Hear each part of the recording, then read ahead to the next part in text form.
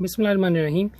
Page 501 of first aid is very important if we want to know about different areas of cerebral cortex and their roles. I have jotted down many other areas from different sources which are coming in past MCQs, and also made use of this downward area to write down the important centers of brain. So first of all, we need to understand the general orientation of brain, that there is frontal cortex or frontal lobe, then there is parietal above, temporal on the sides or the temple side, occipital behind. These are four main lobes, and cerebellum down, then pons and medulla oblongata. This orientation is very important because it will help us learn that which center is located generally in which area, and then we specify about the Brodmann areas which are asked in MCQs. We know that in the spinal cord, dorsal area, that is dorsal horn, it receives sensory information, and ventral anterior horn are motor neuron that are paralyzed in poliomyelitis, for example. Same scheme is observed in the brain. We will see certain flows of sensory information towards the motor information in same senses. We come to the parietal lobe. Here we have primary somatosensory area, also called Brodmann area 1, 2 or 3. Very important MCQ. So the sensory information is behind the motor information, just like in the spinal cord. And the motor area is 4, just the sequence 1, 2, 3 and 4. 4 motor, so it makes some sense, and 1, 2, 3 is the start of the arc, that is the sensory area. Then we come to another very important arc, that is about aphasias. There are different types of aphasia, but we will discuss the most important ones. There is a Wernicke area here, and there is Broca area here anteriorly. So information should come from Wernicke and go towards Broca's area. That makes sense. So Wernicke area is because Wernicke area is behind, so it is called sensory. If damage to the Wernicke area is there, it is called sensory aphasia or fluent aphasia, because or receptive aphasia. So information is received in the Wernicke area first. It is area 44 and 45. That is an MCQ. 44 is most important to remember because it will be converted to 22, or Brodmann area 22 for motor area. Easy to remember, 44 to 22. Information flows from 44 to 22.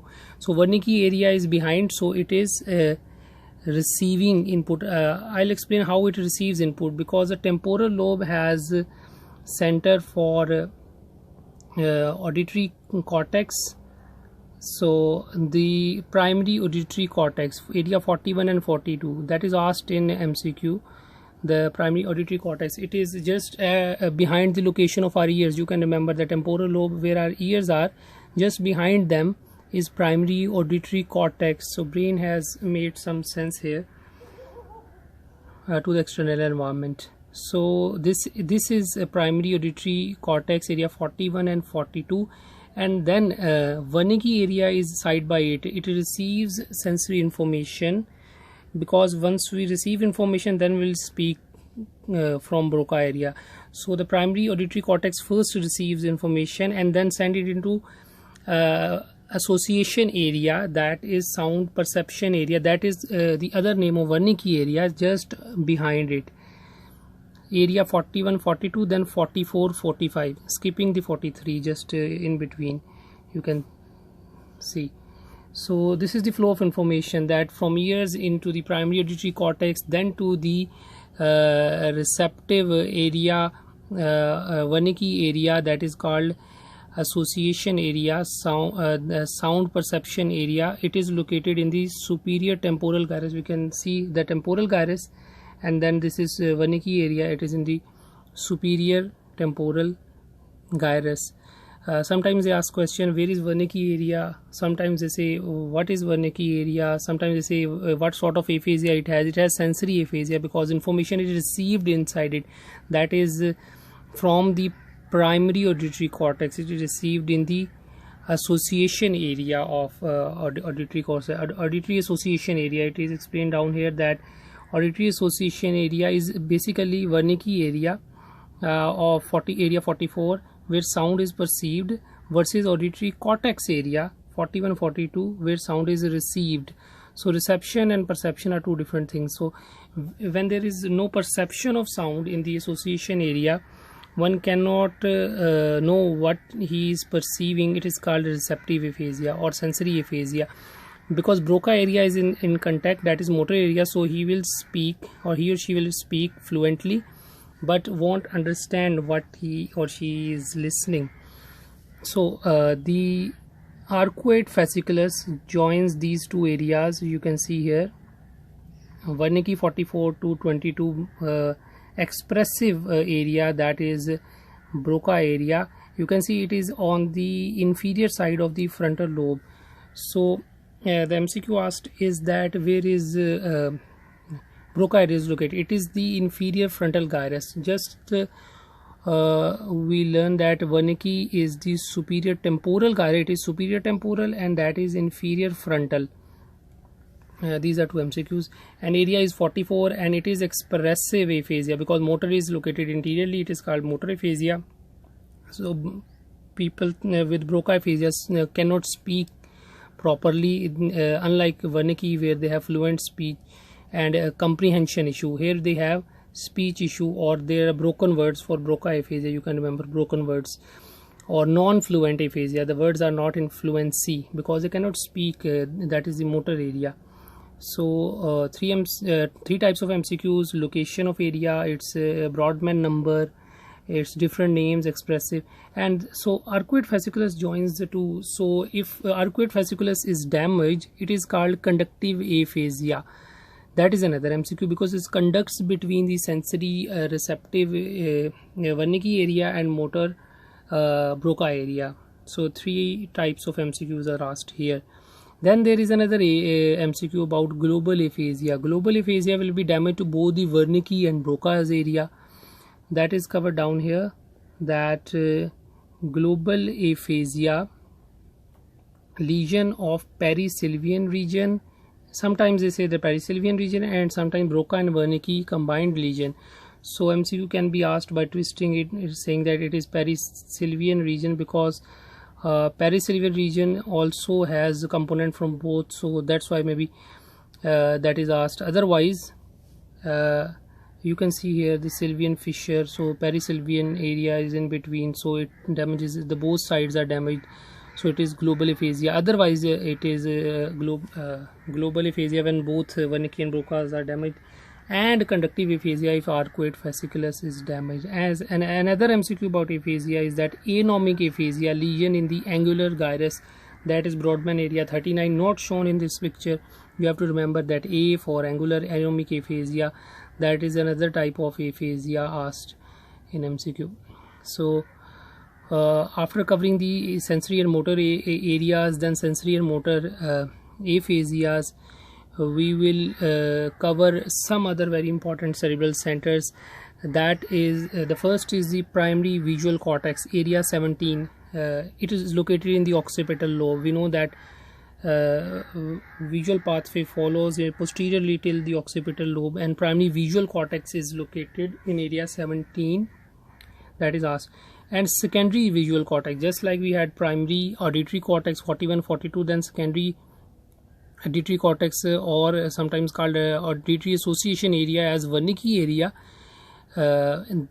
Same like primary visual cortex has secondary visual cortex area, not shown in this picture. MCQ asked is secondary visual cortex is located in left angular gyrus. Loss of ability to interpret what see. So primary visual cortex lesion will patient won't be able to see, and in a secondary visual cortex he or she will see but won't be able to interpret it, what he or she is seeing. So that is always the job. Interpretation is always the job of a secondary areas or association area, just like primary auditory cortex association area was Wernicke area. So patient cannot comprehend what he she hears. So that is receptive aphasia. So just like it is a receptive visual loss, you can say, cannot interpret what he or she is seeing.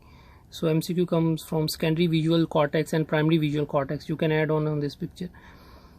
Then there is memory center, temporal lobe. Temporal lobe is overall memory center of humans, and it has limbic association area, just like other areas had association area. Here is a limbic association area in the temporal lobe interiorly, and limbic association area has a hippocampus for short-term memory. So MCQ asked is a loss of short-term memory, you will always click hippocampus. And hippocampus is very prone to ischemia as well. So that is another MCQ. That's why there is amnesia after cerebral blood supply is lost or any event to the cerebral area, because hippocampus is very vulnerable area. So amnesia is the often seen thing even in general anesthesia and many other things which affect cerebral cortex, because the neurons here in hippocampus are very prone to it. So temporal lobe, overall memory center, and if specifically a short-term memory, it is the limbic association area or it is the hippocampus, which is the part of limbic association area. You can make sense how things are linked together in our brain.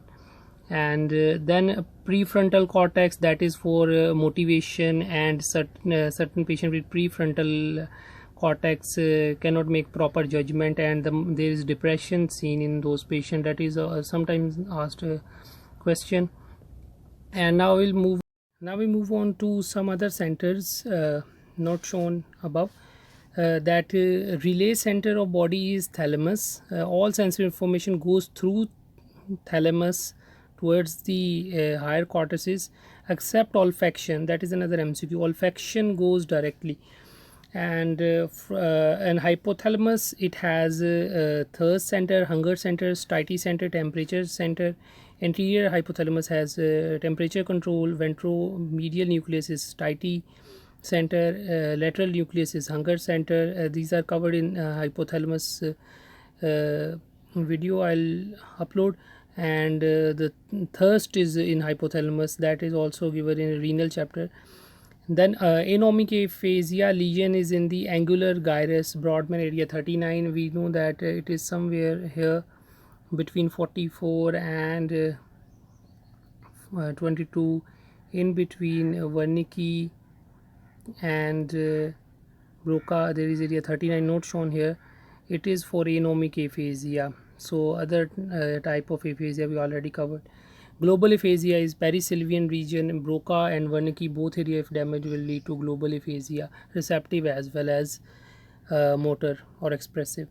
And then medulla and pons areas. Medulla oblongata has vomiting center. Vomiting center has specialized area called chemoreceptor trigger zone, CTZ. So it is located in medulla oblongata. And other is central chemoreceptor center, that is also the medulla oblongata. So chemoreceptor trigger zone and chemoreceptor center, two different things. One is for vomiting center, other is for PaO2 or PCO2 concentration detection. Central chemoreceptor, they are in medulla. Respiratory centers are very important. They are located in medulla as well as in pons. Medulla has dorsal respiratory group for inspiration and ventral group for expiration. So just like we studied or learned that dorsum or posterior is always the start. So we first inspire, just like sensory input is first thing. So dorsal is for inspiration and ventral is for expiration. And then pons has respiratory centers. Upper pons have a pneumatotaxic center which inhibits upper areas in brain are always inhibitory in micturition reflex. You can see midbrain is inhibitory. Here pons are have upper pons have pneumatotaxic center which is inhibitory to the inspiration. So it will control the rate and volume because it will inhibit and the rate will increase, so it will inhibit inspiration. Next cycle will be earlier, so it will increase the rate and control the volume as well meanwhile. So these are MCQ asked about pneumotoxic center. And the lower pone has apneustic center that stimulates inspiration, and there is a deep prolonged inspiration gas called apneosis. So apneustic center in the lower that stimulates inspiration, and inhibitory is above pneumotoxic center. These are asked MCQs or in past papers. So olfactory area is anterior perforating substance, but olfactory cortex is posterior inferior temporal gyrus. We learn a very interesting thing here, that olfactory area is different, that is anterior perforating substance just above cribriform plate, but cortex is posterior inferior temporal gyrus. Location of cortex is in the temporal posterior inferior temporal gyrus. As temporal lobe has other areas, for example for memory it has limbic association area. For auditory cortex it has primary auditory cortex area and Wernicke area as association areas. We know that all memory is linked with olfaction, so we smell, we remember it for long time. So all limbic areas in temporal lobe, and uh, temporal lobe also having this all posterior inferior temporal gyrus. In fact, olfactory cortex is also very related to our memory areas in temporal lobe. Other is of course auditory cortex, because just behind the ear is temporal lobe, it is directly going into its area. Then fine motor movement are controlled by cerebellum, not cerebrum. Cerebellum is coordinating center in our body, so for movement at least. And AAA auditory association area is Wernicke area 44 itself is for sound perception, versus auditory cortex area 41 42 to receive sound. 41 42 receive sound, then it goes to 44 45, that is Wernicke area or sound perception area, or AAA association areas, auditory association area. It is in the superior temporal gyrus. So question asked is auditory association area is located in superior temporal gyrus, or Wernicke area is located in superior temporal gyrus. Is this same? But primary auditory cortex is 41 and 42. Another one important thing you can see here, that I have written MCA and PCA. These are middle cerebral artery and posterior cerebral artery. Anterior cerebral artery I didn't show here because that is not that much important. You can see that posteriorly in the brain there is PCA supplying the posterior area, and MCA is on the middle zone. The middle zone is very important because the M is located on Broca, the A is just nearby Wernicke, and C is over the arcuate fasciculus. So area it covers is mostly related to speech, perception, or its production, that is Wernicke or Broca. So MCA damage will lead to aphasia. So anytime there is a scenario of aphasia, you have to keep in mind MCA. And why MCA? Because it is the central territory of the brain that is supplied by the MCA, and that covers most of the areas related to speech. And then PCA, we know that it is posteriorly, so all the occipital lobe is supplied by PCA. So visual loss or primary visual cortex loss is because of posterior cerebral artery. That is also an MCQ asked. We'll cover these areas and many other in cerebral blood flow and its consequences in stroke. How can we detect which type of stroke is there and what area should be looked for, and so forth. These are very important areas you should know, and I have covered the reasons for them, from sensory perception towards the motor component, how brain functions and how it correlates different areas together for better functioning. You can add on to your book. Page will be shared in comment as well. Thank you.